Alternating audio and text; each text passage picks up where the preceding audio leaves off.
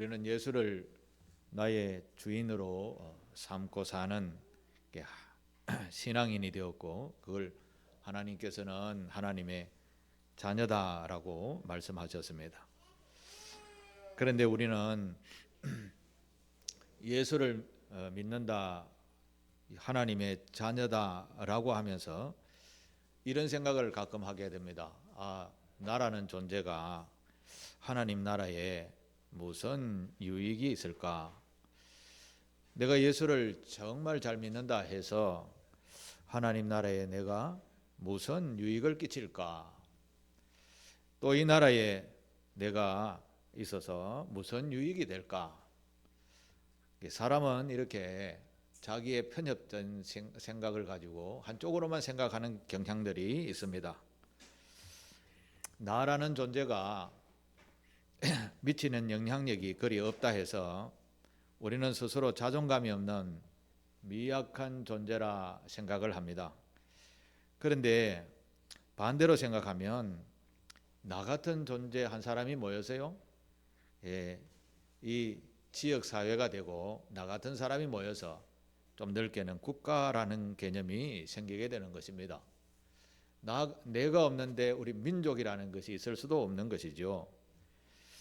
예수님께서 이런 자존감이 부족한 성도들에게 이런 말씀을 하셨습니다. 마태복음 13장 31절 32절에 보면 천국은 마치 사람이 자기 밭에 갖다 심은 겨자씨 하나를 같으니, 겨자씨는 사실 안경을 끼고 봐야 조금 보일 만큼 그렇게 씨가 작아요. 이 씨를 32절에는 이렇게 표현합니다. 이는 모든 씨보다 작은 것이로되 이것이 자란 후에는 풀보다 커서 나무가 되매 공중의 새들이 와서 그 가지에 깃들이느니라. 이게 무슨 말씀입니까? 겨자씨와 같은 작은 존재, 나와 같은 존재이지만 이게 제대로 된 씨가 되어지고 제대로 된 싹이 나고 줄기가 되어지고 나무가 되어지면 큰 영향력을 끼친다라는 말씀이죠. 사실 우리 스스로는 이렇게 자신을 들여다보면 그 겨자씨 같지 않는가 이런 생각을 할 때가 참 많이 있습니다. 우리가 앞에도 스크린이 있지만 이 TV라는 이 스크린을 자세히 들여다보면 아주 작은 픽셀 하나하나 이게 모여서 영상이 되어집니다. 이게 픽셀이 수만 개가 있는데 그곳에 하나가 전기가 안 들어와서 불이 되어지지 않으면 영상이 중간에 구멍이 나서 보기가 조금 거칠어지게 되는 것이죠. 우리 마찬가지로 하나님 나라에서 우리 한 사람이 빠지게 되면 하나님 나라에 보기에는 얼룩이 생기게 되는 것입니다. 그래서 하나님은 그 작은 한 사람이라도 온 천하보다 귀하다고 그렇게 말씀을 하셨습니다. 우리는 그런 의미에서 보면 굉장히 중요한 존재가 되는 것입니다. 또 저는 언젠가 우리 교회가 작은 교회니까 하나님 우리 교회를 좀 큰 교회 되게 하셔서 하나님께서도 기뻐하시는 일들을 좀 많이 할 수 있도록 그렇게 해주십시오라고 한동안 많이 기도했을 때가 있습니다. 그러나 하나님 편에서 생각을 해보았습니다. 하나님 편에 봤을 때 작은 교회, 큰 교회 그게 중요할까 생각을 했었습니다. 교회의 존재가 무엇이죠? 교회 존재라는 것은 하나님의 귀한 백성들에게 하나님의 나라를 소개하고 가르쳐서 하나님의 자녀의 신분을 가지고 영원한 생명에 들어가게 하는 것이 교회의 존재 목적인 것이죠. 그래서 하나님 믿는 성도님 한 분 한 분이 제대로 된 말씀을 듣고 배워서 하나님의 거룩한 백성이 되는 것이 교회의 가장 중요한 사명인 것입니다. 그런데 이게 큰 교회든지 작은 교회든지 똑같은 일을 하고 있는 것이죠. 사람이 많다 적다 뿐이지 하나님 보시기에는 그 교회가 큰 교회니까 훌륭한 교회고 작으니까 작은 교회 이렇게 치부하지는 않는다라는 것입니다. 하나님은 우리를 볼 때 제대로 된 신앙을 가지고 있는지 아닌지 이걸 보신다라는 것이죠. 예배 드릴 때도 마음을 담고 예배를 드리는가, 그냥 구경하러 왔는가, 보고 있는가, 이게 엄청난 차이라는 것입니다. 우리가 찬송을 부를 때에도 제가 찬송을 선곡해서 주보에 올릴 때에는 심혈을 기울입니다. 여러분들은 그 깊이를 아무도 생각하지 않을 수도 있습니다. 그러나 찬송 가사 하나에 하나님을 경배하는 가사가 쫙 기록이 되어져 있습니다. 그걸 마음을 담아서 하나님 앞에 경배를 드려보십시오. 그러면 여러분의 마음속에 하나님의 감동이 넘쳐나게 될 것입니다. 그런데 글자로만 문자로만 읽고 찬송한다라고 하면 그런 감동이 별로 없어요. 앞으로 찬송할 때도 가사에 나의 마음을 실어서 찬송을 해보십시오. 얼마나 기쁨이 넘치는지 모를 것입니다. 예수 믿는 사람은 세상에서 아무리 미약한 존재라 하더라도 하나님이 누구든지 아주 소중하게 보시는 줄 믿으시기를 바랍니다. 그런데 여러분들이 나 같은 존재라는 이런 생각을 늘 하게 됩니다. 이제 이런 것은 이제 과감하게 떨쳐버리고 내가 없으면 하나님의 나라가 완성되지 않는다라는 의식을 가지시고 신앙생활 하시게 되기를 바랍니다. 여러분 한 사람이 빠지면 우리 교회가 아름답지 못하게 되어져요. 여러분이 참여하면 완전한 교회가 되어지는 것입니다. 그래서 내가 오늘 안 가면 다른 사람 드리겠지 물론 다른 사람이 다 그 일을 해 나갑니다. 그러나 하나님 보시기에는 마음이 너무나 아픈 것이죠. 왜냐하면 우리의 영혼을 온 천하보다 귀하다고 하셨잖아요. 온 천하보다 귀하게 하셨다라는 말은 굉장히 좋은데 그걸 깊이 생각하지 않는다라는 것입니다. 예수님이 우리를 얼마나 사랑하셨는지 자신의 아들의 생명까지 내어주셨다니까. 이거 깊이 생각하지 않습니다. 그만큼 우리는 존귀한 자인 줄 믿습니다. 그래서 자존감을 가지시게 되기를 바라고 나 같은 사람이 뭘 하겠냐라는 것을 생각을 과감하게 버리시고 예수 그리스도를 내가 정말 제대로 믿어야지. 그리고 나를 통해서 아름다운 향기를 나타내는 삶을 조금이라도 살다 보면 이게 모이면 큰 영향력이 된다라는 것을 기억하시게 되기를 바랍니다. 교회 역사를 되돌아보게 되면요, 하나님의 메시지를 전했던 예언자들은 항상 외로웠습니다. 혼자 엉뚱한 소리를 하니까 그렇지요. 아무리 외쳐도 듣는 사람은 없어요.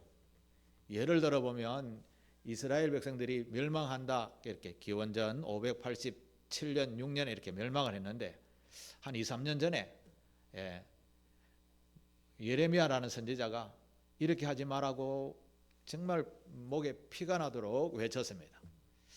바벨론이 조금 있으면 쳐들어올 것인데 그 바벨론이 하나님께서 보시기에 우리 사랑의 매다.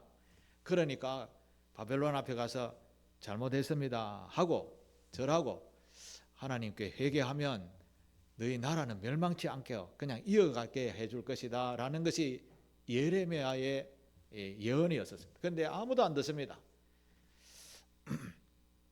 우리는 애굽하고 이집트하고 동맹을 맺었으니까 도와줄 거야. 전령을 보냈습니다. 우리가 속된 말로 나 잘 올까? 동맹이라는 것은 자기에게 유익이 안 되면 오지 않습니다. 그래서 결국은 바벨론에게 무너지게 되어졌고 멸망하게 되어졌죠. 이렇게 예언자들의 외침은 굉장히 외롭고 들리지 않으니까 참 이거 소용이 있는가라고 생각할 수 있습니다. 우리가 마찬가지입니다. 전도하는 것 세상 사람들이 보기에는 아주 미련하게 보입니다. 저래 해가지고 예수 믿는 사람 생기겠냐 이런 생각을 하게 됩니다. 그런데 우리 기독교 역사가 140년 정도밖에 안 됐는데 한국의 대한민국의 성도가 몇 명인 줄 아십니까? 지난 10월 27일 날 텔레비에 나오는 성도만 해도 많지요. 그런데 각 교회마다 더 많은 사람들이 있다는 사실입니다. 전도에 미련한 것으로 한국 교회가 이렇게 많은 사람들이 예수를 믿게 되었다라는 것입니다.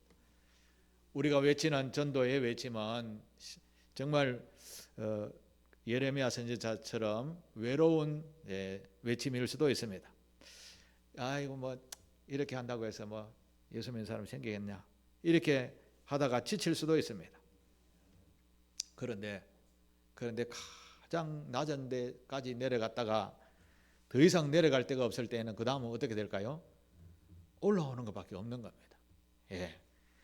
우리는 그래서 거룩한 소명감을 가지고 끝까지 하나님의 복음을 전하는 자가 되어야 합니다. 예수 그리스도를 믿으십시오 라고 하는 것도 전도지만, 내가 예수 그리스도를 믿는 믿음의 이 자세를 남에게 비추어지는 게 가장 중요한 전도라는 것을 기억하시고 삶의 날마다 경건에 경건을 더하시는 우리 상길교회 교우들이 되시기를 바랍니다. 내가 한 사람 빠지면 이렇게 생각할 수 있습니다만, 앞에서도 말씀드렸지만 나 한 사람 빠지면 아름다운 그림이 되지 못하는 것입니다.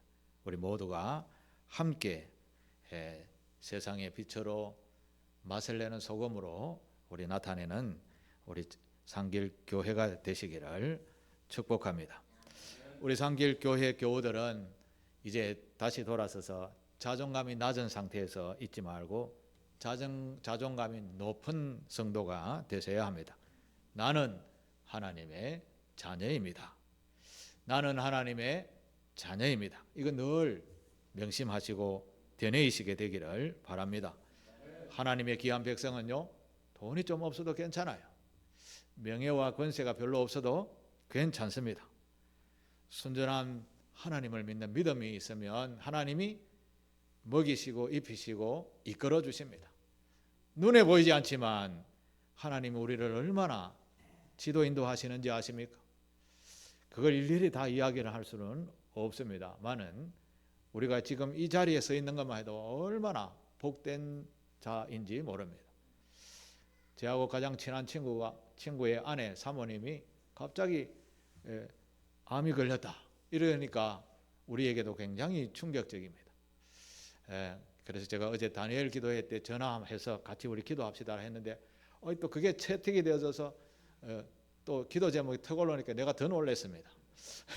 내가 낮에 전화해서 다니엘 기도회 전화하라 했는데 저녁에 나오니까 제가 놀랐습니다.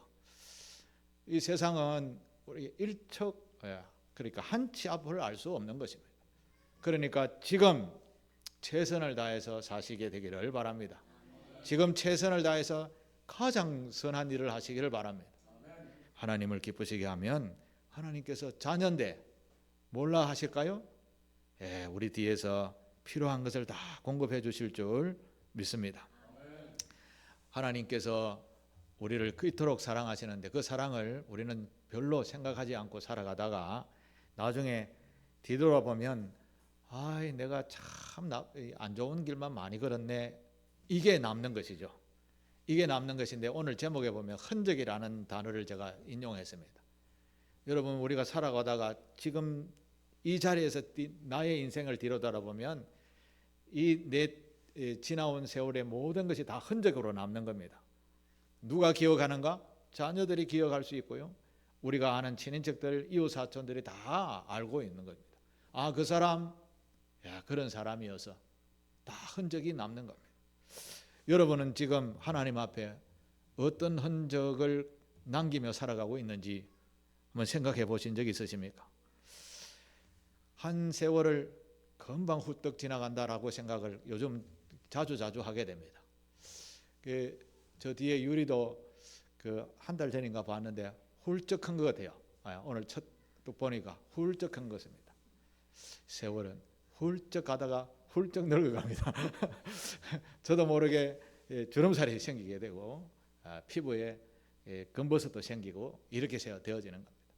그런데 날마다 자기 거울을 쳐다보지 않으면 상상 속에 나는 늘 백조야 이렇게 살아갑니다. 그런데 흠이 얼마나 많은지 모릅니다. 그런데 우리의 모두에게는 다 이런 흔적들이 담아 있는데 세상에 가장 아름다운 흔적을 남기신 분이 계세요. 그분은 예수 그리스도라 할 수 있습니다. 예수 그리스도께서 인류의 모든 죄를 자신이 다 지고 도말시켜 주셨습니다. 이것은 놀라운 십자가의 흔적인 겁니다. 그래서 전 세계에 있는 그렇게 80억 인구에 보면 한 20%, 한 20억 정도 인구 되는 그리스도인들이 있는데 그 예수를 그렇게 높여 찬송하는 것이죠. 우리나라의 짧은 역사 속에서도 보면 이런 역사의 흔적들을 남긴 인물들이 참 많이 있습니다. 보편적으로 생각하면 이름 없이 왔다가 가는 분들이 많이 있죠. 그분들은 가장 복이 있는 사람들입니다. 흔적을 남기지 않을 정도로 사람들에게 아름답게 왔다가 아름답게 사라지는 이런 인생들이 참 복이 있는 인생이죠. 그야말로 예를 들자면 안중근 의사, 그 다음에 윤봉길 의사, 또 누구? 유관순 누님이지.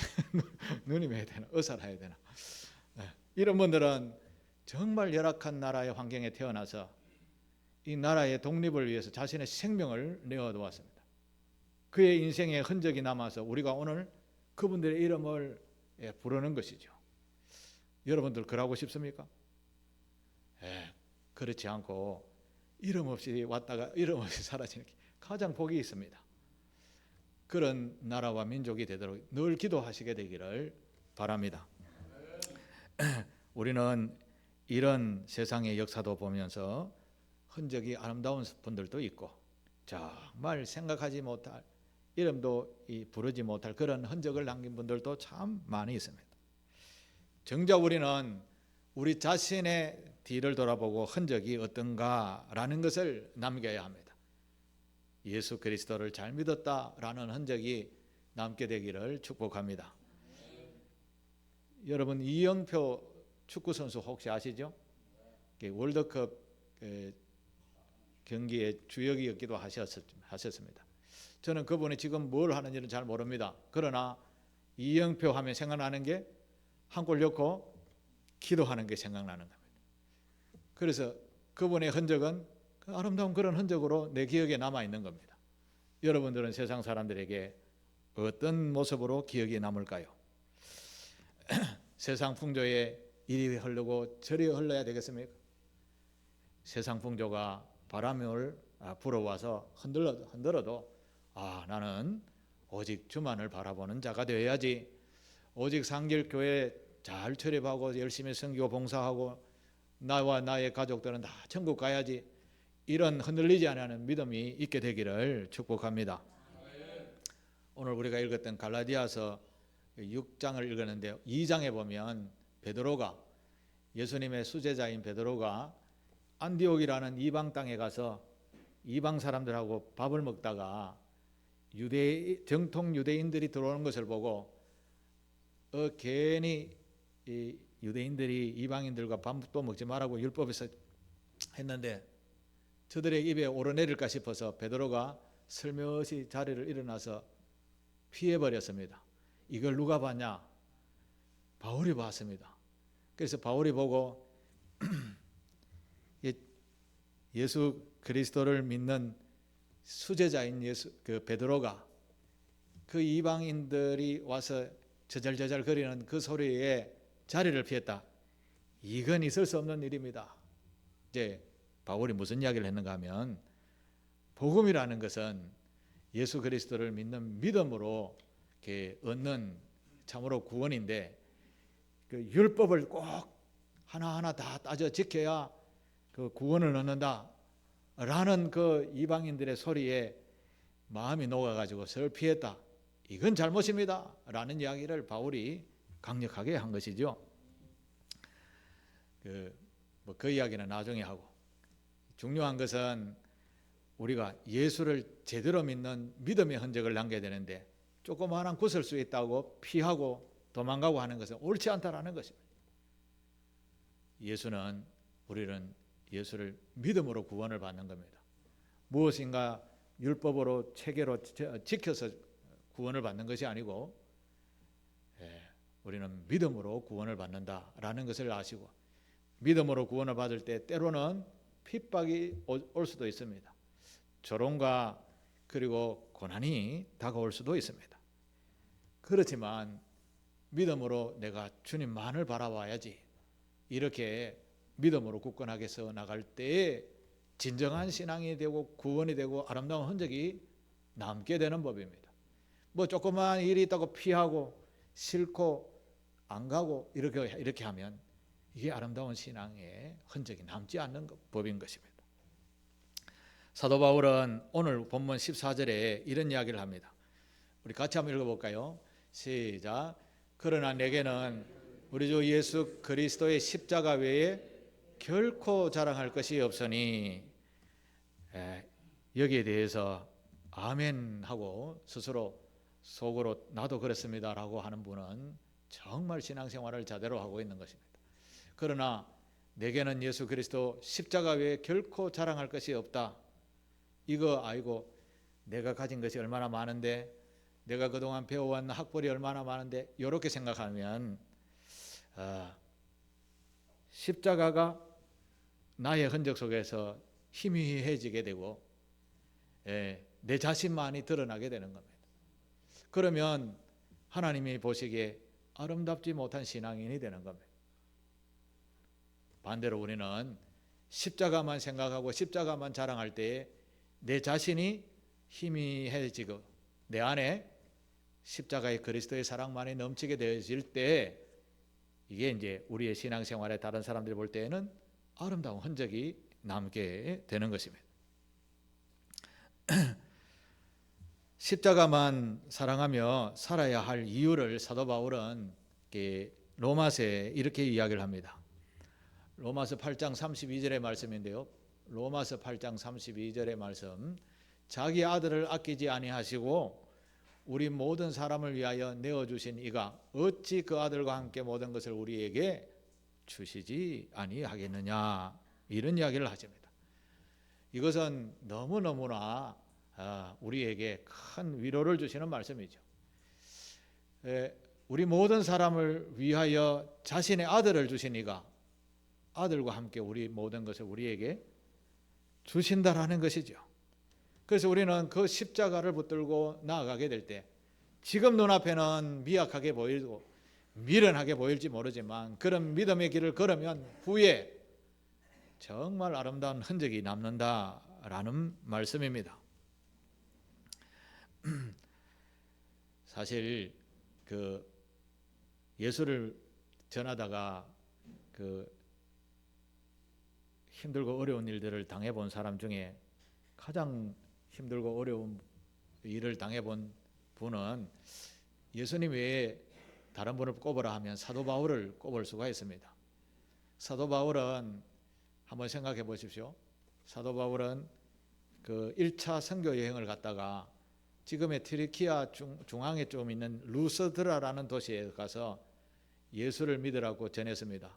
근데 동네 사람들이 바울을 잘못 봤는지 몰라도 돌멩이로 쳐서 이단 사설을 전한다라고 해서 돌멩이를 쳐서 거의 반쯤 죽여버렸습니다. 사람들이요, 바울이 죽은 줄 알았습니다. 그래서 거적대기, 우리 거적대기가 뭔지 잘 모르겠는데 성경에 보면 거적대기로 덮어서 뚫뚫 말아서 성 밖에 내다 버렸다라고 이야기합니다. 그런데 바울이 죽지 않았습니다. 기절했겠죠. 다시 살아났습니다. 여러분, 예수 그리스도를 전하다가 거의 반쯤 죽을 상황에 처했고 이런 경험을 했다라고 하면 다시 그곳에 가서 전도하고 싶겠습니까? 그렇지 않겠죠. 그런데 바울은 얻어맞아가 죽을 뻔했는 그것을 자기의 흔적으로 삼고 내가 그리스도를 위해 아름다운 흔적을 가졌다, 이렇게 표현합니다. 또 바울은 복음을 전하다가 사람들에게 매도되어서 매를 맞을 때가 있었습니다. 매를. 그것도 39대 곤장을 맞았습니다. 그것도 5번이나.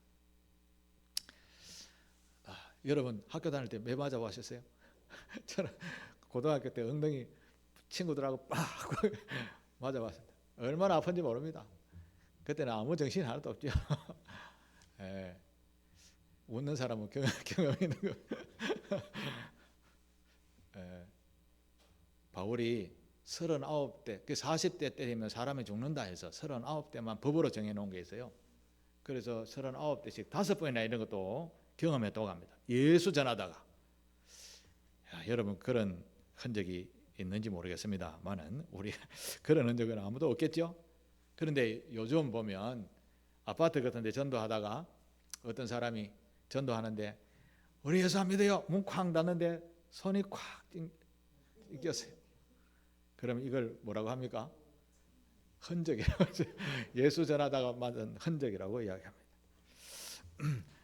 또 어떤 사람 남의 집에 들어가서 예수 믿으시라고 하다가 개가 확 달라들어서 개에게 한번 이렇게 가볍게 물리면 그것도 흔적이 되는 거죠. 우리는 그거보다도 적지만 작은 것이라도 하나 있어야 안 되겠습니까? 네. 사실 우리가 살아가다 보면 뭐 잘 산다. 제가 한번 생각을 해봤습니다. 잘 산다라는 말이 무엇이죠? 잘 산다. 잘 사는 게 뭘까요? 돈이 많은 게 잘 사는 겁니까? 마음 편한 거요? 맞습니다. 뭐 육신의 재물로 이게 잘 산다 이렇게 표현되지는 게 아니고 우리 안에 자존감이 가득하면 그게 가장 잘 사는 것이 아니겠습니까? 우리 안에 하나님으로 가득 차면 필요한 게 없어요. 세상 사람들이 이렇게 이야기합니다. 뭐 이루려고 노력을 열심히 하는데 이거 다 비워버립니다. 안 해도 돼. 그래서 산속에 들어갑니다. 산속에 들어가니까 시간이 더딥니다. 서울에 한번 가보십시오. 아침에 눈 뜨면 제가 지난번 세미나에 갔다가 아침 6시에 지하철 탔는데 지하철 가득 타더라고. 6시에 출발해서 7시 안에 교회 오라고 하는데 지하철에 가득 차서 움직였습니다. 와, 서울 사람들 어째 사는지 모르겠습니다. 그렇게 바쁘게 살아요. 근데 그런 거 다 내려놓고 산속에 들어가니까 얼마나 자유스러운지 모르지. 어느 게 잘 사는 것일까요? 예수 믿는 저와 여러분들은 예수로 충만하면 가장 잘 사는 줄 믿습니다. 우리는 혈과 육에 속한 것을 추구하다 보면 쌓이는 게 뭐냐 하면 근심, 걱정, 스트레스 이런 것들만 가득 쌓이게 되는 것입니다.